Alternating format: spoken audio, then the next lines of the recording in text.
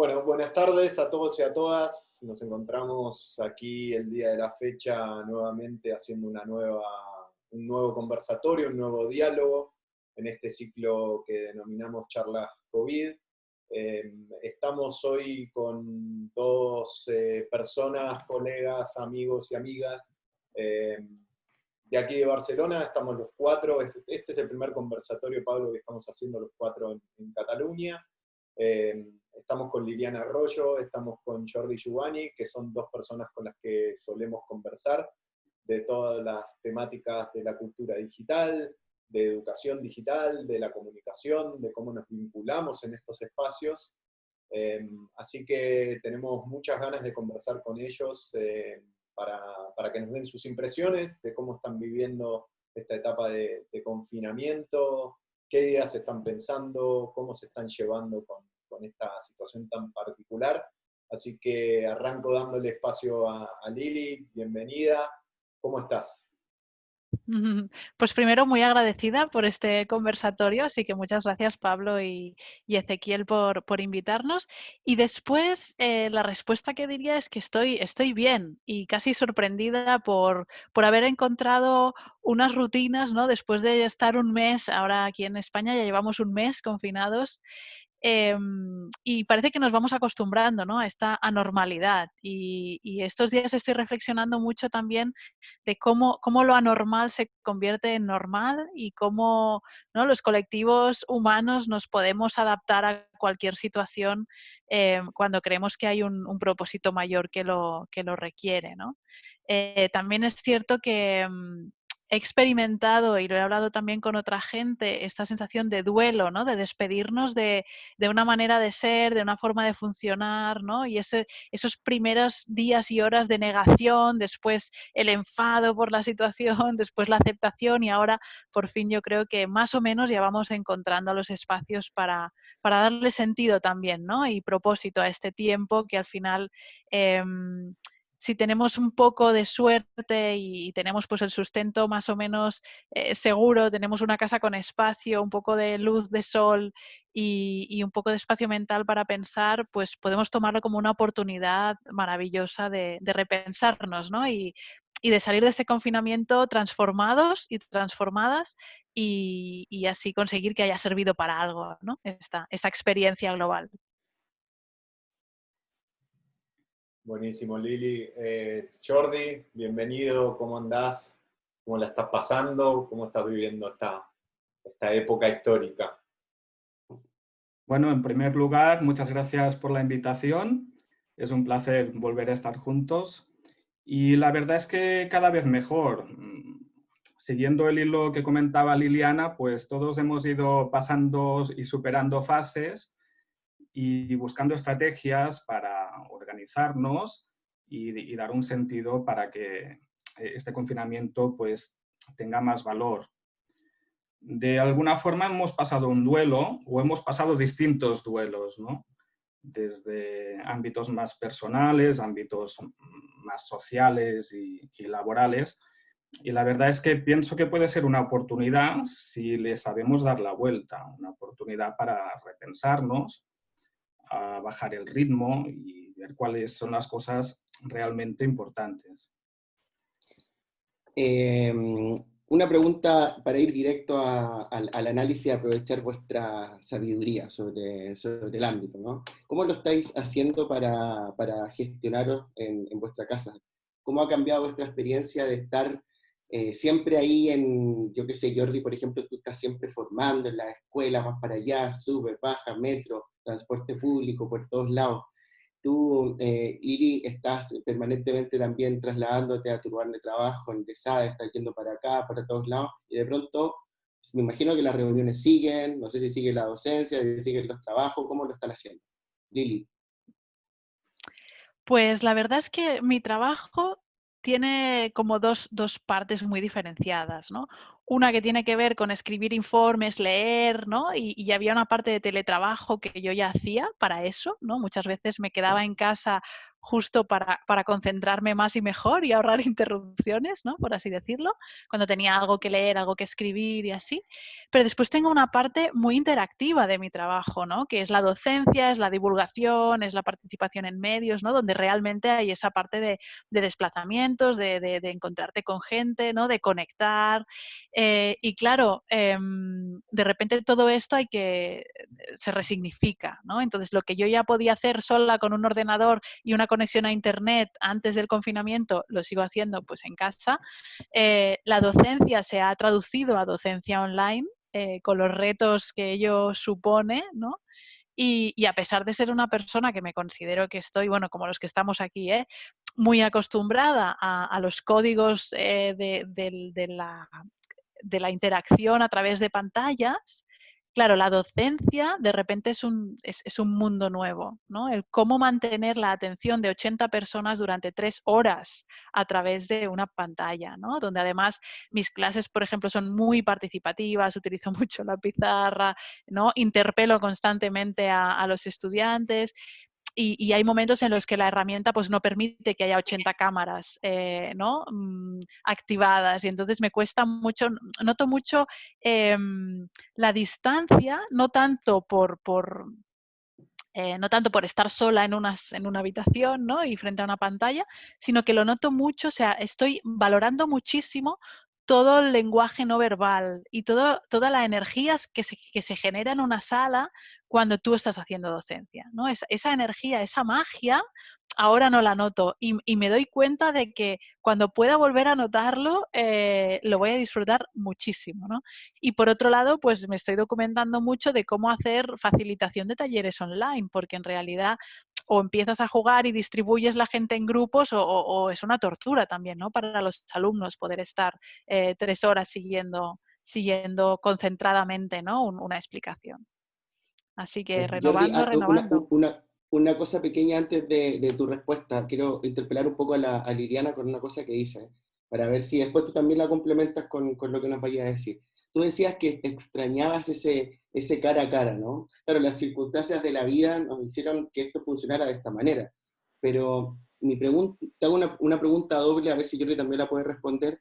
¿Crees que en nuestra relación personal, por ejemplo, con el estudiantado, a partir de esta experiencia, pueda mejorarse en las vías virtuales? ¿Crees que este diagnóstico que acabas de hacer es taxativo? ¿No crees que en un futuro tal vez esta experiencia virtual sí podría acercarte personalmente? Lo digo porque a lo mejor esto lo vinculas con el elemento de viudez que decías al comienzo, ¿no? El hecho de extrañar una cierta práctica y de pronto este escenario te hace, no sé, enfrentarte a un nuevo reto. ¿Crees que parte de esa experiencia podría transformar lo que vendrá después a nivel presencial? Sin duda, sin duda. Es decir, yo creo que, por ejemplo, el pensar en formatos de docencia que reúnan, pues, no sé, un equipo que esté en clase y otro equipo que esté remoto, por ejemplo, seguro, o el futuro de las tutorías y la mentoría, ¿no? Creo que, por ejemplo, en mi institución, pues, se valora mucho que las tutorías sean presenciales, etcétera. Yo creo que ahora se va a flexibilizar mucho más, ¿no? Sí que creo que lo que o sea, venimos de un mundo analógico que nos hemos convertido a lo digital, ahora estamos en el extremo digital y creo que de estas dos experiencias casi de laboratorio, ¿no? Que lo digital lo estemos viviendo tan intensamente ahora de una forma tan homogénea, creo que también nos prepara para decir, bueno, pues cuando salgamos, estar mucho más habilitados a saber usar lo analógico y lo presencial en los casos adecuados, ¿no? Igual que ahora usamos el WhatsApp para una cosa, las llamadas para otra, los cafés para otro, ¿no? Y el email pues para información profesional, pues yo creo que vamos a ir aprendiendo a maximizar, ¿no? Estos usos de lo digital y lo presencial y combinarlos sobre todo. Jordi. Bueno, por mi parte coincido bastante con lo que está comentando Liliana.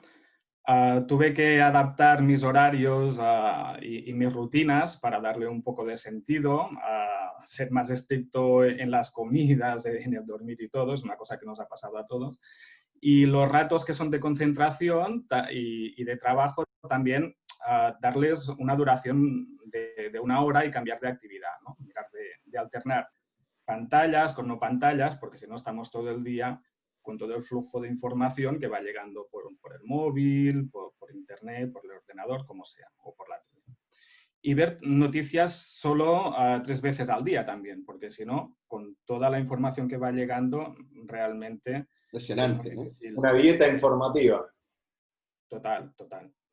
Y a nivel laboral, pues bueno, toda la parte que son de reuniones y de coordinación se ha trasladado casi tal cual a videoconferencias. Con la broma que hacíamos antes, esta reunión podía haber sido un mail, pues ahora una reunión es una videoconferencia.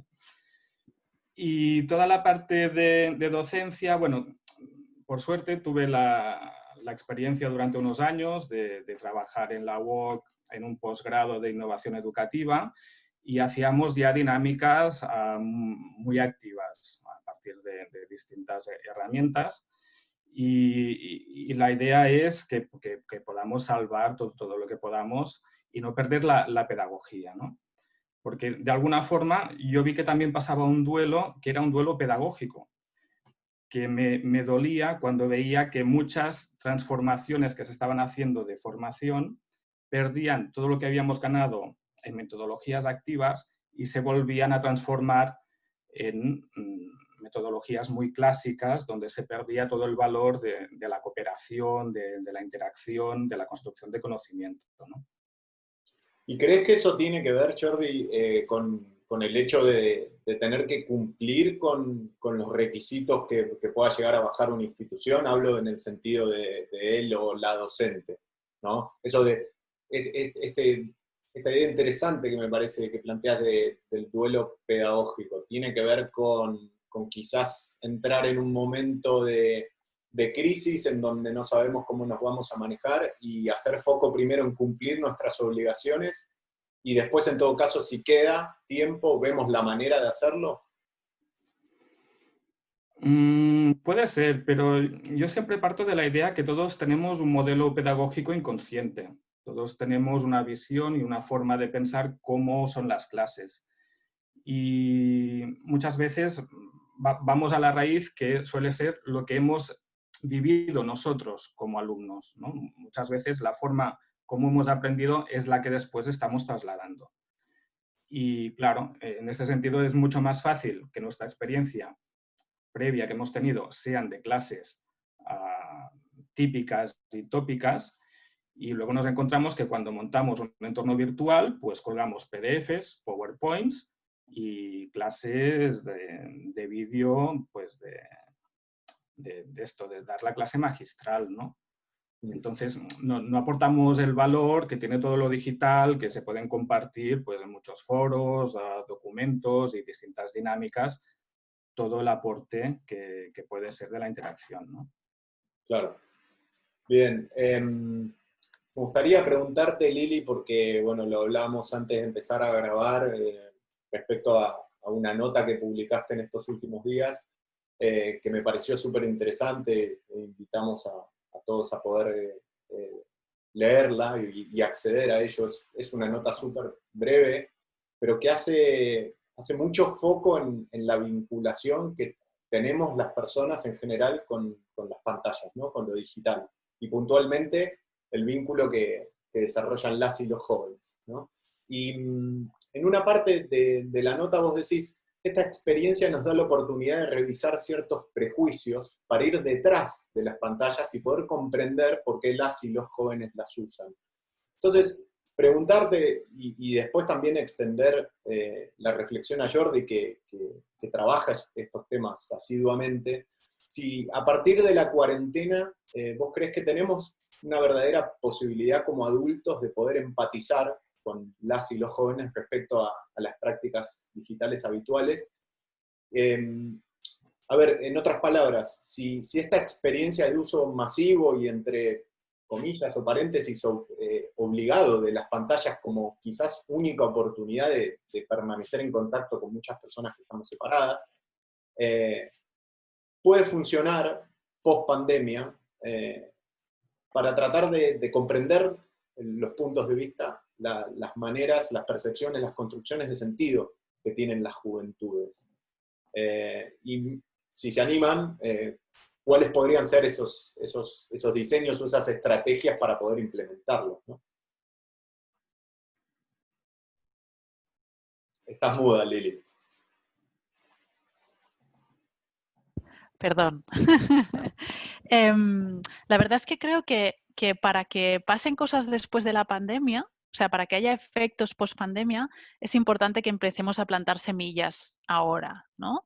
Y un poco el artículo iba por ahí, ¿no? Es decir, uno de los conceptos que a mí se me ha ocurrido estos días, que no he encontrado que exista,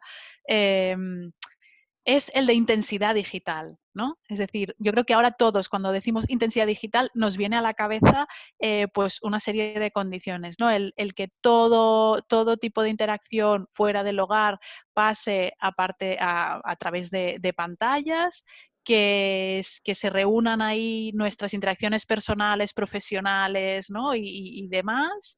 Y después esta sensación de estar todo el día interactuando más allá de lo no verbal, ¿no? De lo verbal y lo no verbal que comentábamos también antes.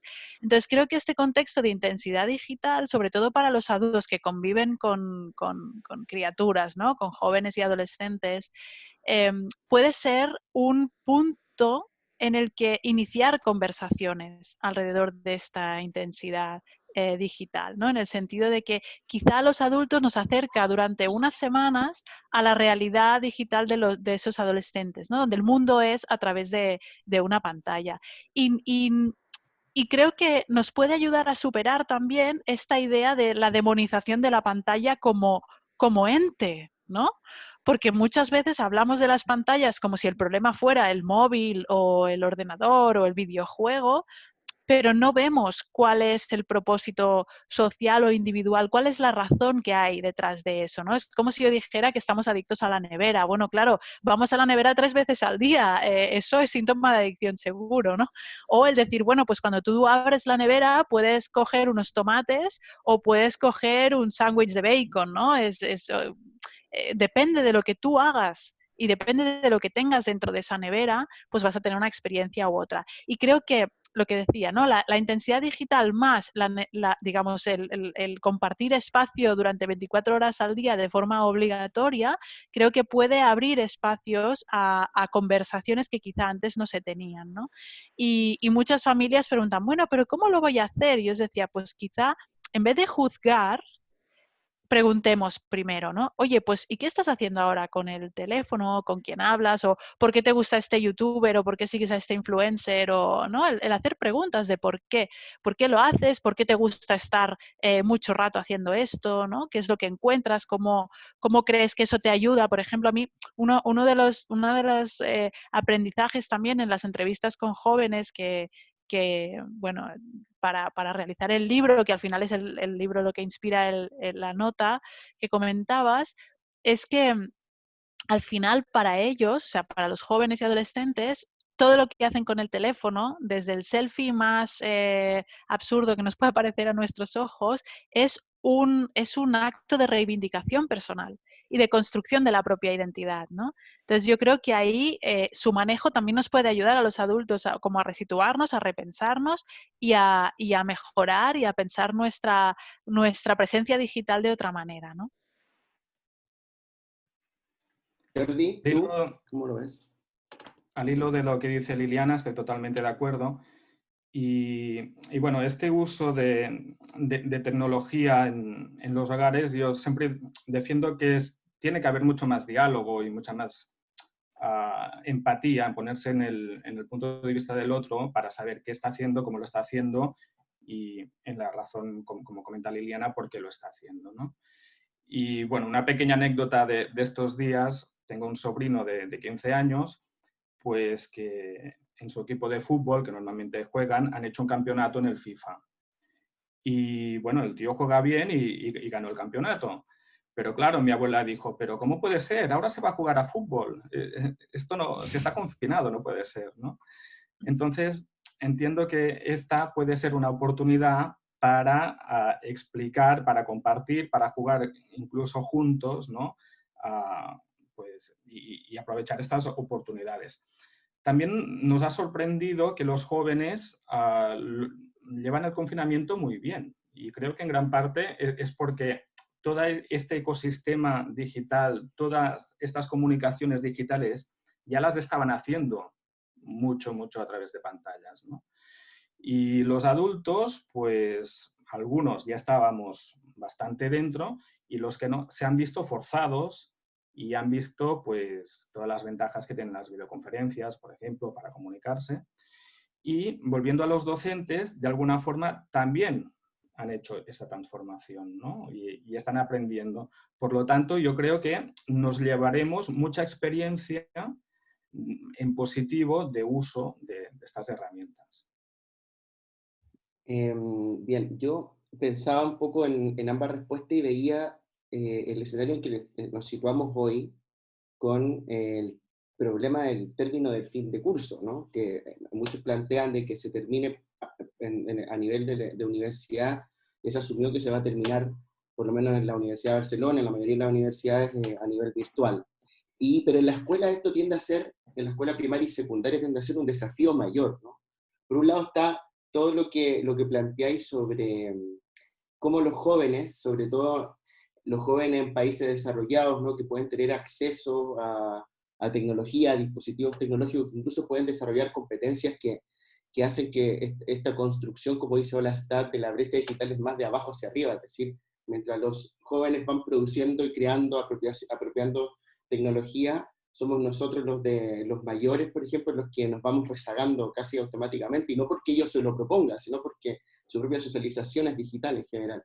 Sin embargo, en la escuela hay un reto compartido, no es el reto solamente de los estudiantes, ¿no? Que más allá que también el estudiantado tiene el problema de la brecha social, no todos tienen lamentablemente acceso a internet, dispositivos, pero en general la problemática hoy parte de asumir o asimilar que el problema también está en el profesorado, ¿no? Entre esta velocidad que tiene el estudiante de poder gestionarse y desarrollar el propio proceso pedagógico en entornos virtual y asumir que el profesorado también lo tenga.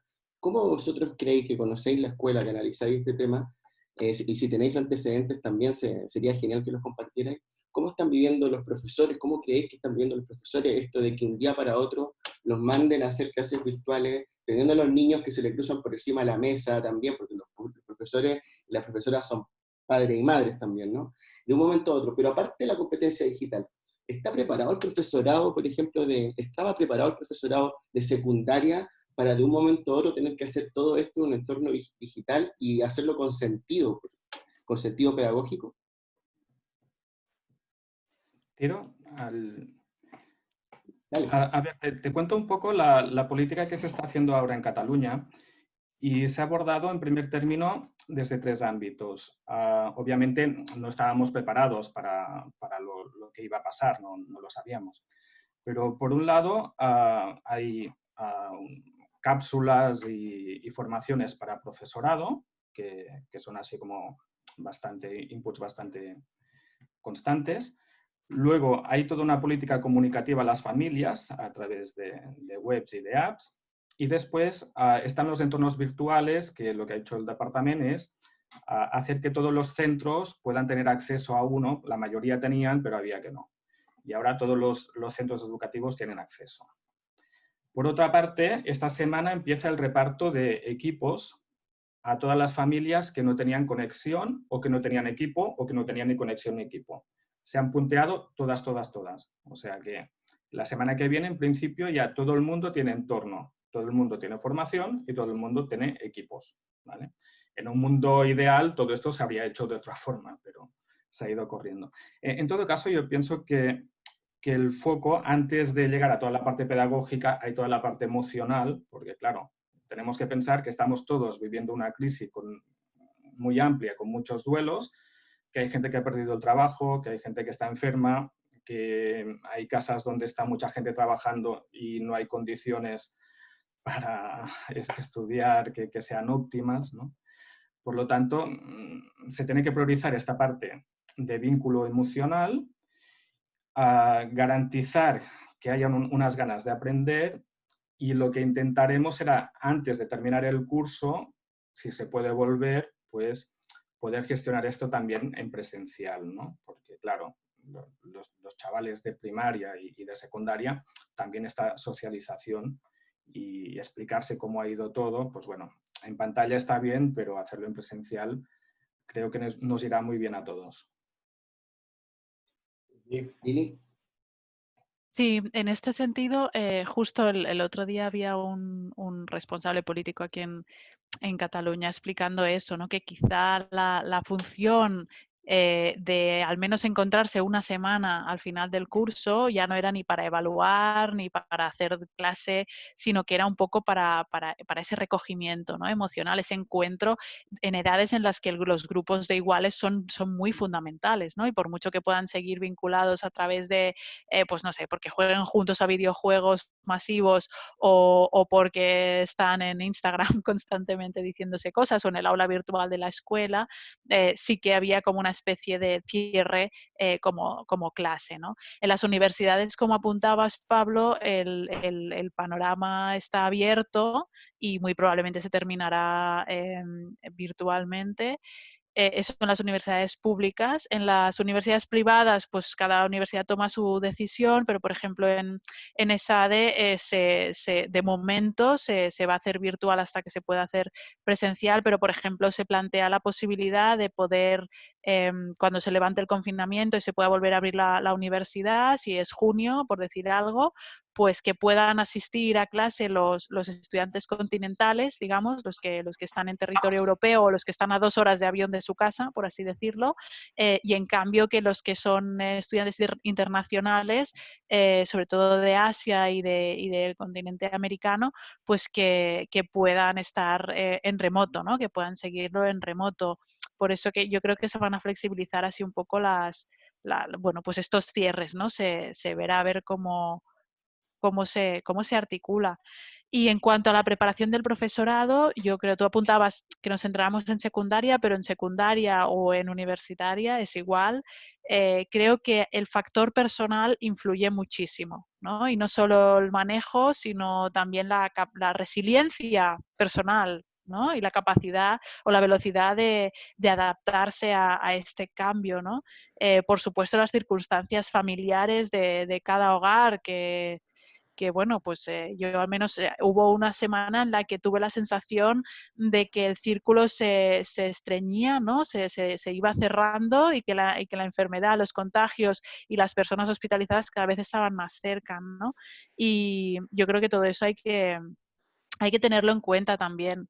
Y celebro un poco lo que estaba comentando Jordi, ¿no? Celebro que uno de los puntos que ha puesto sobre la mesa esta digitalización acelerada, digamos, justamente ha sido cuáles son esos hogares que están desprotegidos, ¿no? Y quiénes son los fantasmas digitales y quién queda desconectado, ¿no?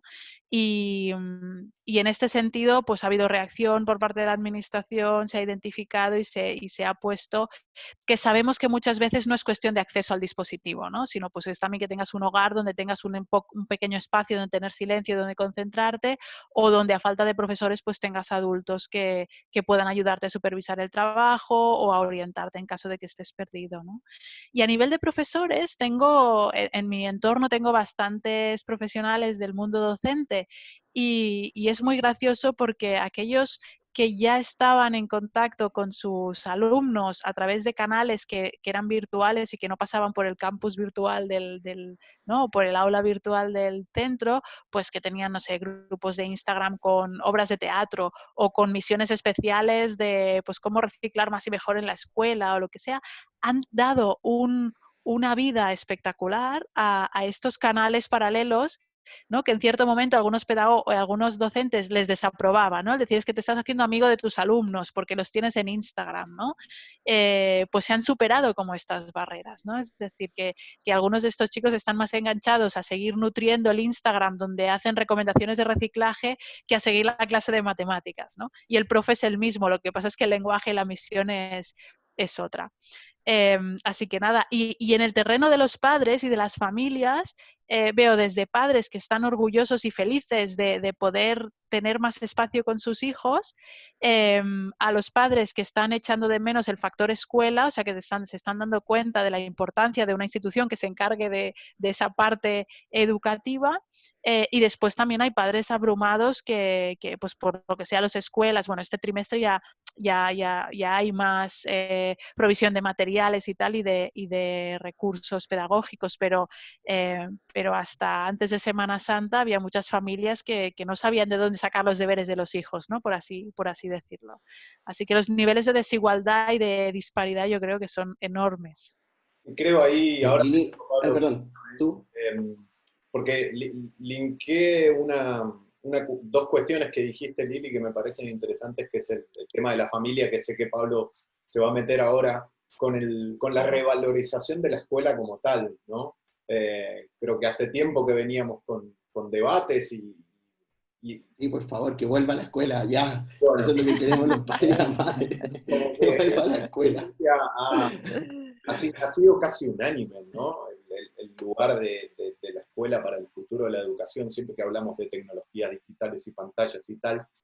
Bueno, estamos viendo los espacios sociales de encuentro, de presencialidad, la relevancia que tienen no solo para la socialización, sino para las emociones, para garantizar las verdaderas posibilidades de aprendizaje, ¿no? Yo estoy estudiando de manera virtual y muchas veces mis sensaciones es como que dependen muchas veces de la situación con cada profesor o profesora, ¿no? Pero en general, la virtualidad no genera esa suspensión de propiciar un momento para el aprendizaje, ¿no? Sobre todo cuando estamos viviendo confinados, ¿no? Que es 24/7. Entonces es como que no podés prepararte a nivel corporal y a nivel emocional para el aprendizaje, ¿no? Ahí te dejo, Pablo, seguir, pero quería hacer ese comentario a partir de lo de Lili. No, a ver, yo estoy súper de acuerdo contigo, pero no podía dejar de preguntar, después de lo que dice Lili y también a Jordi, aparte tengo al Íñigo gritando por ahí, si lo escuchan es parte del encanto de esta Es el protagonista. Claro. A ver, llevo un montón de tiempo leyendo a la Sonia Livingston, ¿no? El tiempo que tienen que tener los niños y las niñas en la pantalla, ¿no? Que no sea más de 45 minutos y tal. De pronto los tenemos 24 horas en la casa y a ver, esto de ser tan estricto con el tiempo es mucho más difícil. Afortunadamente con mi compañera y con otros padres y madres que han hablado, lo que hemos hecho ha sido conocer nuevas herramientas. Claro que esto también lo quiero conectar con otra cosa que decías, Lili, que era el tiempo, ¿no? En el fondo, de pronto, mi compañera me decía, busquemos algunas apps donde pueda, por ejemplo, aprender o reforzar, sumar las letras, pero claro, mientras el niño está llorando o corriendo, tengo 5 minutos para buscar la app. O sea, pongo en el buscador de Apple Store, aprender a sumar, punto, la bajo y ya está. Y sí que yo necesariamente me pueda conectar, conocer el contenido, saber la utilización de lo mismo y tal. Entonces, esto abre un nuevo marco, ¿no? Un nuevo marco, sí, como nos dijo hace unos días Cristóbal Suárez, que es tan genial para decirnos frases y conceptos, esta ciberepistemología nueva, del mismo entorno donde nos situamos en nuestra virtualidad laboral, pero en nuestra cotidianidad física intensa a diario para los que nos toca estar con niños. ¿Cómo podemos regular entonces ahora el tema de las tablets? Porque estos consejos que nos dan nuestros grandes referentes, como ya te repetía, como la Sonia, bueno, Neil Selwyn las tiraría todas, pero en general es que le evitemos, que sean no más de 40 minutos, tal, y de pronto también está nuestro componente emocional, como decía Jordi, estar estresados los padres, tener faena. ¿Cómo no sé, nos da alguna idea de cómo se puede resolver esto? Porque al parecer nos quedan todavía un par de semanas o 3 semanas más. Ojalá fueran 2 semanas. Pues a ver, la verdad es que yo creo que lo primero es superar la culpabilización, ¿no? Es decir, y hablándolo, yo en mi caso no tengo criaturas, pero hablándolo con padres y madres de mi entorno, sienten, o sea, una necesidad imperiosa de sucumbir a que la pantalla por un momento sea su sustituto en algunos momentos, pero lo cargan con una culpa espectacular, ¿no? Entonces yo creo que lo primero es recordar que estamos en una situación excepcional. Entonces, yo creo que eso es punto número uno, ¿no? Con lo cual, ¿eso exime toda la culpa? No, pero eso hace que nos tengamos que hacer las preguntas desde otro lugar, ¿no? Es decir, el tiempo de pantalla sin sentido, obviamente es ideal que pueda estar limitado, pero por desgracia no nos han dado ninguna receta para poder conciliar. No. Si seguimos trabajando, si tenemos la suerte de que podemos seguir teletrabajando y además tenemos criaturas, pues se espera que las familias se conviertan en espacios como de superhéroes, ¿no? Niños que se portan perfectamente, profesionales que cumplen todos los plazos que se les espera, con la calidad que se espera, y además siendo unos padres espectaculares, no sé, ¿no? Haciendo una cosa con la mano derecha y otra cosa con la mano izquierda, porque si no, no se entiende. Entonces, yo creo que es cierto y es evidente que el tiempo de pantalla sube para todo el mundo, y si no podemos hacer el ejercicio de ir a Screen Time y ver, ¿no? Hace un mes y medio qué uso de pantalla medio teníamos a la semana y cuál hemos tenido en las 4 últimas semanas. Yo recomiendo hacerlo eso, ¿eh? Sí, nos queremos torturar un poco, ¿no? Pero bueno, una vez hecho esto, el decir, ostras, yo creo que ahora mismo lo importante es que limitemos mucho el tiempo de pantalla sin supervisar. Es decir, ¿no? Lo que comentabas, nos bajamos la app de sumar, de aprender a sumar, la bajamos deprisa y corriendo, no leemos la política de privacidad, aceptamos todas las cookies, vendemos nuestra alma al diablo y con eso esperamos que en los próximos 10 minutos haya paz espiritual en la casa, ¿no? Bueno, yo creo que tenemos que diferenciar eso, ¿no? El tiempo de pantalla. Y con aprendizaje. Y con aprendizaje, exacto. Claro. Exacto, ¿no? Entonces yo creo que podemos dividir el tiempo de pantalla, lo podemos dividir en dos partes. Uno, el que sea no supervisado y cuando la pantalla funciona como chupete, por así decirlo, ¿no? No sé si en los países de América Latina también se le llama chupete. Sí, chupete total. Vale. Pues eso, ¿no? Cuando funciona como callador y como entretenidor, ¿no? Ese tiempo que sea lo más limitado posible, y después, si por lo que sea, pues necesitamos más tiempo de pantalla, pero que sea en compañía o supervisado o al menos en un espacio común, ¿no? Donde tú puedes estar viendo tus dibujos, yo puedo estar leyendo el periódico, pero podemos estar conversando, ¿no? Es muy distinta la experiencia que ¿no? El punto de toma niño, niña, la pantalla, que ahora papá o mamá tiene una reunión y tiene que estar concentrado, ¿no? Jordi, ¿cómo estás viviendo tú esto que nos mencionabas antes de tu dieta informativa, pero cómo viene respecto al uso de la pantalla en general? Bueno, te comentaba que básicamente las informaciones de toda esta crisis pues las tengo que dosificar un poco para no pasarme todo el día contrastando informaciones de gente que no sabe muy bien cómo va a ir la cosa, ¿no? Y tertulianos que opinan de todo y reenviando memes de forma constante, que están muy bien y son muy divertidos, pero intento alternar, ¿no? Y en este sentido yo pienso que también para los jóvenes pues tenemos que buscar estos cambios de actividades donde haya propuestas en pantalla, pero que haya propuestas que sean de otro tipo, ¿no? Las que sean en pantalla, como decía Liliana, está muy bien que tengamos un tiempo de calidad para compartir, para aprender, para jugar. Y lo hemos trabajado mucho con Liliana, de que es súper importante saber qué están haciendo, pero sobre todo para qué, ¿no? No es tanto el tiempo, sino buscar un poco la finalidad. Por eso yo defiendo, y desde el punto de vista del aprendizaje, como estábamos hablando antes, que podemos aprender desde muchas fuentes. Y no es que ahora nos toque la digital y después volvemos a la analógica, sino que ya hace muchos años que nuestro entorno personal de aprendizaje se nutre de muchos sitios y utilizamos muchos medios. Por lo tanto, cuando salgamos de aquí, pienso que también debemos incluir todo esto que estamos incorporando ahora y pensar nuestro entorno de aprendizaje como escuela tiene que ser global, no solo analógico, no solo digital, sino que tiene que incluirlo todo. Sí. Yo estoy de acuerdo, pero una pregunta ahí, un rebote inmediato.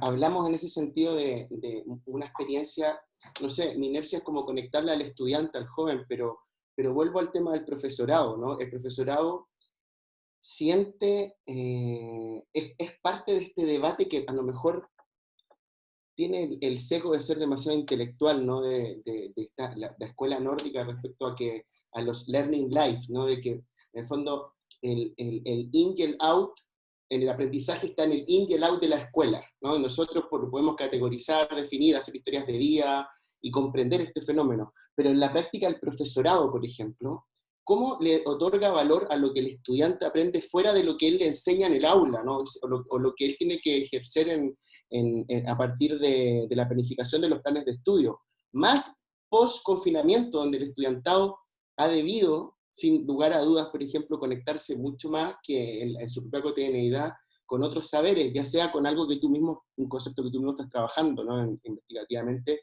que son los otros, ¿no? Los desconocidos. Anda a saber cuántos otros más hay ahora con el confinamiento.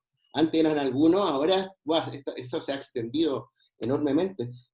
Claro, delante Lili decía, los padres a veces nos podemos transformar en superhéroes y las madres podemos transformar en superhéroes o queremos serlo, pero los profesores y las profesoras es tremendo la responsabilidad que les damos, ¿no? Por un lado, tienen que hacer su plan de estudio, y por otro lado, tienen que revalorizar lo que el estudiante aprende afuera y finalmente hacerlo post-confinamiento. ¿Qué hacemos para enfrentar este escenario, ¿no? con el que nos vamos a vivir, siendo que el profesorado es tan relevante en todo este sistema de aprendizaje? Bueno, lo que estamos observando, volviendo un poco a la idea que comentábamos antes del modelo pedagógico inconsciente que tiene cada persona y también cada docente, pues que cuando mandan los deberes, cuando mandan las tareas o cuando mandan las propuestas para trabajar en casa, hay una vía que manda deberes, ¿no? Hay una vía que manda ejercicios que son repetitivos, que muchas veces son en papel y que luego se tienen que corregir, ¿vale? Aquí no hay contexto, no aporta valor el hecho de estar en casa, no añade nada. En cambio, hay una línea de profesores y de propuestas que van en el hilo competencial, donde pueden haber, pues, desde hacer un diario del confinamiento, ¿no? De analizar los memes que llegan, o hacer un cómic de lo que te pasa por la cabeza de la vida del virus, o un videojuego, no sé. Propuestas que pueden ser mucho más contextualizadas y aprovechan este aprendizaje también informal que está pasando estos días, porque los chicos, a ver, están aprendiendo mucho estos días. Lo que pasa es que no aprenden de la forma que lo estábamos haciendo en muchos centros y de la forma como tenemos estructurada el currículum. Pero, a ver, a nivel emocional se están enfrentando a situaciones que no tenían previstas y necesitan mucho un acompañamiento también, que hay familias que pueden darlo, ¿no? Pero el hecho de saber estructurarte el trabajo, ¿no? Tener esta metarreflexión de qué estás haciendo, con qué pasos, unas orientaciones, todo esto es un trabajo que el docente puede ayudar mucho, y que si esto nos sirve para ver que esto tiene que ser un foco de aprendizaje para ir más allá, pues bueno, de algo habrá servido. Y pensemos que no todo se termina en primaria, secundaria y la universidad. O sea, más que nunca estamos en una sociedad que estamos aprendiendo constantemente. Tenemos que aprender a lo largo de la vida. Y todo esto que incorporamos, estas herramientas, crean un marco que nos tiene que servir ya para siempre. Sí, está bueno, Jordi. Me haces pensar en un poco algunos estudios que estamos realizando y viendo en América Latina que nos hablan o nos indican de mucha distancia entre una práctica de relevar las prácticas digitales de las y de los jóvenes, ¿no? Que tienen que ver con el acceso a la información, con la búsqueda de la información, con ver videos, con usar redes sociales, por supuesto. Y por otro lado, en un estudio que estamos haciendo les estamos preguntando qué habilidades digitales les gustarían tener y no tienen, ¿no? Primero, perdón, estas prácticas digitales, retomo lo que dijiste, muchas veces son aprendidas por fuera de los programas educativos, ese aprendizaje informal y ese aprendizaje autónomo, que nadie se los enseñó a hacer. Pero lo curioso fue que cuando empezamos a hacer doble clic sobre las habilidades que quieren desarrollar, muchas veces nos damos cuenta que los currículums o las materias que existen en las escuelas en cuanto a inclusión pedagógica no tienen nada que ver con los intereses de los jóvenes. Y que muchas veces esos intereses de los jóvenes tienen que ver con demandas del mercado. ¿Por qué? Porque muchísimos jóvenes latinoamericanos ven, por ejemplo, que desearían tener habilidades digitales en función de monetizar. Por ejemplo, ser Instagramers o ser YouTubers, ¿no? Entonces lo que veo ahí es como que hay un doble cruce. Por un lado, los programas y las currículas académicas que tenemos, que no incluyen las percepciones y las demandas de los jóvenes, todos los aprendizajes que tienen los jóvenes en ambientes informales, y que esto trae como consecuencia que a fin de cuentas la mayoría de las prácticas digitales que tienen los jóvenes están determinadas un poco por lo que las redes sociales un poco delimitan, ¿no? ¿Cómo lo ves esto, Lili? Sí, totalmente de acuerdo contigo. De hecho, estos días yo me planteaba cómo hubiera sido la digitalización de la educación, ¿no? En este confinamiento si la hubieran diseñado los propios estudiantes en lugar del Departamento de Educación o los profesores, ¿no? ¿Cómo hubiera sido? ¿Cómo habrían seleccionado ellos a qué hay que dedicar la atención en los próximos días?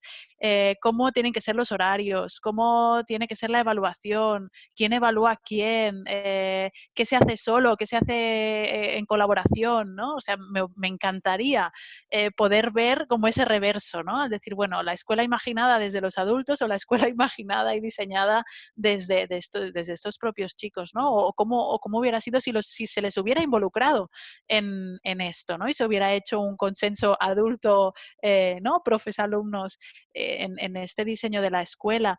Y coincido mucho con lo que dices, ¿no? Es decir, y lo que decía Jordi también y Pablo, es decir, en la mirada sobre lo que tiene valor, es decir, lo que es evaluable dentro de los currículums, es muy estrecha, ¿no? Y los puntos ciegos, o sea, lo que antes eran puntos ciegos, que es lo que pasaba fuera de las aulas y fuera de ese currículum prescriptivo, ahora ya no son puntos ciegos, o sea, ahora ya es un eclipse lunar total, ¿no? Es decir, ahora lo que es un punto es lo que pasa dentro del aula, dentro de lo prescriptivo, y todo lo demás, o sea, la experiencia, la magnitud de la experiencia ya desborda, ¿no? Lo que pasa en las aulas. Y creo que, volviendo a la pregunta de Pablo, ¿cómo esto se va a poder evaluar, medir, capturar, ¿no? y poner en valor después del confinamiento? Pues creo que el reto está en que los docentes sepan hacer las preguntas adecuadas, ¿no? Justamente es eso. Pero como ante la opción de que la experiencia sea tan personal, tan única, tan autoconstruida, ¿no? Desde la propia realidad de cada alumno y cada alumna, yo creo que les dificulta mucho el poder imaginarse las preguntas que les permitan no solo evaluar la experiencia de cada alumno, sino hacerlo de una forma justa y equitativa, ¿no? ¿Por qué vas a valorar mejor uno que tiene capacidad expresiva a través del dibujo y te puede hacer un cómic o un cuadro o haga documentado todo su confinamiento con acuarelas y si eso tiene más o menos valor que alguien que te haya podido hacer una app donde apretar 3 botones para decir cómo te sientes, ¿no?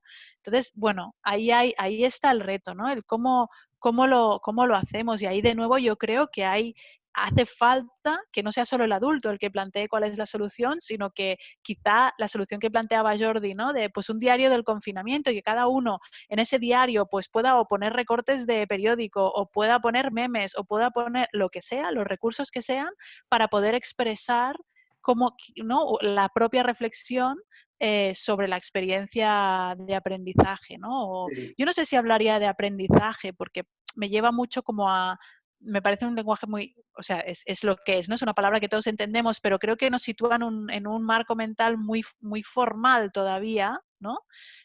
O más formal que informal. y quizá no sé, quizá la pregunta que yo haría es, ¿qué te ha generado curiosidad estos días? ¿Qué cosas sorprendentes has encontrado? ¿No? Cosas así más que apelen a la curiosidad y cuáles han sido los motores de motivación de estos alumnos durante estos días. Y el otro día Mariana Maggio utilizaba la palabra de co-crear, ¿no? Junto con los jóvenes, que ella está trabajando bastante en todas estas dinámicas de codiseño de las experiencias, ¿no? Lo decía ella. Pablo, te dejo. No, no, Jordi, tú querías comentar algo de lo que decía Titiana. Sí, bueno, yo reivindicaría a ver, que hay mucho profesorado que lo está consiguiendo. El currículum en sí no te exige una pedagogía concreta. Luego, tú puedes llegar al currículum por muchas vías. Y creo que para hacerlo, si conoces y das este espacio para que los jóvenes participen, pues partes de su realidad y de sus intereses para hacerlos llegar a distintos espacios, ¿no? Ya que hay muchas experiencias de influencers, de booktubers, por ejemplo, que están trabajando literatura en Instagram y están haciendo currículum, es curricular, pero lo están haciendo en unos medios y en un lenguaje que les aporta pues mucho más y seguramente recordarán mucho más esa experiencia. Esto lo que fuerza es que haya este diálogo y este conocimiento con los jóvenes. Pero si hacemos también la pirueta pensando en las familias, esta situación donde estamos ahora y las familias tienen que acompañar a los jóvenes, ¿no? Pues ¿cómo puede ser que la escuela no conozca bien qué está pasando en estas familias o no haya suficiente comunicación? Lo digo para aprender también de esta situación que no nos vuelva a pasar, ¿no? Tenemos que conocer los jóvenes, tenemos que conocer más las familias. Bueno, yo, a modo de ir cerrando esta súper interesante conversación, quería eh, plagiar a nuestra amiga Carla Fardela y a Mariana Mayo, que nos plantearon una, una pregunta muy interesante, ellas mismas se pusieron un desafío re interesante y yo quería plantearos a vosotros a ver qué opináis. Ellas decían que dentro de todo lo que ha significado este confinamiento en todo sentido, porque también hemos perdido muchas cosas, ¿no? Hemos tenido pérdidas humanas, incluso en nuestro entorno, hemos sufrido, hemos vivido, no hemos podido despedirnos, ha sido todo un montón de emociones, ¿no? Hasta perdernos, por ejemplo, actividades que nos habíamos planificado para hacer y que ya no pudimos hacer, quizás algún viaje, el mismo mobile, ¿no? El Mobile World Conference, que tanta ilusión nos hace a los que estamos un poco en este campo desde entre enero y marzo, es tan vibrante, ¿no? Y que nos perdimos la conferencia liviana, ¿no? En el último Sí. día. Yo os quería, igual dentro de todo, rescatando esta idea que vosotros dos habéis dicho de que esto también genera ciertas oportunidades y que ha sido no solo límites, ¿no? ¿Qué os dejaríais o qué pensáis que os dejaríais de todo lo que habéis vivido para vuestra cotidianidad futura? De todo lo que habéis aprendido, viendo el lado un poco positivo igual, ¿no? Quizás lo negativo también lo podríamos considerar, pero ¿qué os gustaría preservar en vuestra cotidianidad futura cuando esto, no sé si la palabra volver a la normalidad vuelva a existir alguna vez, pero cuando esto se acerque un poco a esa propia dimensión? ¿Y qué conquistamos como confinados? Me parece que sería el título, y que queremos mantener, que queremos defender cuando volvamos un poco más a la Matrix, ¿no? Yo lo tengo ¿Sí? muy claro, sí, voy allá. Para mí el confinamiento me ha brindado otro ritmo, es decir, y lo pongo en algo muy concreto, ¿no? El tiempo que dedico a desayunar. Que normalmente, bueno, el tiempo y la situación, ¿no? Ahora desayuno más pues en la mesa, ¿no? Con mi pareja o no, pero puedo estar desayunando en silencio y dedico pues el tiempo necesario a desayunar Ahora sin desayunas, necesidad de estar. antes no desayunabas, ¿no? No, siempre he desayunado, pero antes me podéis imaginar desayunando pues o frente al ordenador leyendo noticias o medio desayunando, medio preparándome el tupper para llevármelo para la comida después, ¿no? O sea, era como Bueno, porque empezaba el día y empezaba pronto, no es que me levantara tarde o me durmiera, sino que ya empezaba el día con los motores arrancados, ¿no?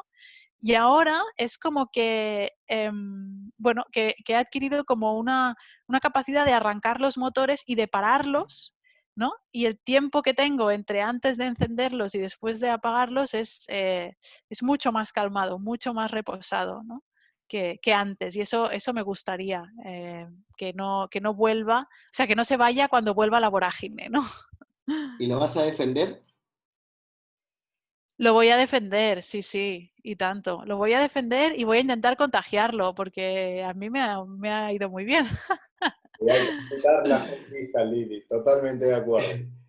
Y Jordi, Coincido con lo que dice Liliana, y dedicar mucho más tiempo a preparar la comida, porque siempre estás, bueno, comiendo fuera de cualquier manera. Lo que me he bajado también son apps para hacer meditación y para hacer ejercicio. Estoy probando distintos tipos y formatos, porque también es una de esas cosas que tienes en las listas de cosas para hacer, pero que nunca tienes tiempo para hacer, ¿no? Y bueno, creo que algo de esto se va a quedar. bueno, me quedaría, espero que podamos repetir esta conversación en otras circunstancias y si son en estas mismas, que sean estas mismas. Los quiero despedir a Liliana. Muchas gracias, Liliana Arroyo, por dedicarte a conversar con nosotros y entregarnos tu propia experiencia personal.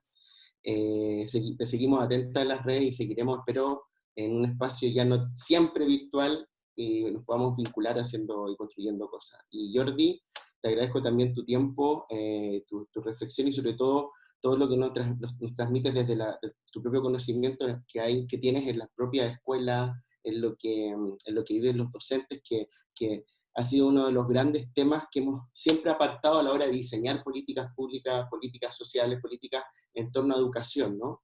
Que los docentes asumimos que pueden con todo, y ojo, que tampoco es que esto sea así. Nada, también a Ezequiel, a los tres les mando un beso, un abrazo y muchas gracias por haber participado. Muchas gracias. Igualmente, un placer. Muchas gracias a vosotros por reunirnos. Hasta Un la placer. próxima. Abrazos virtuales.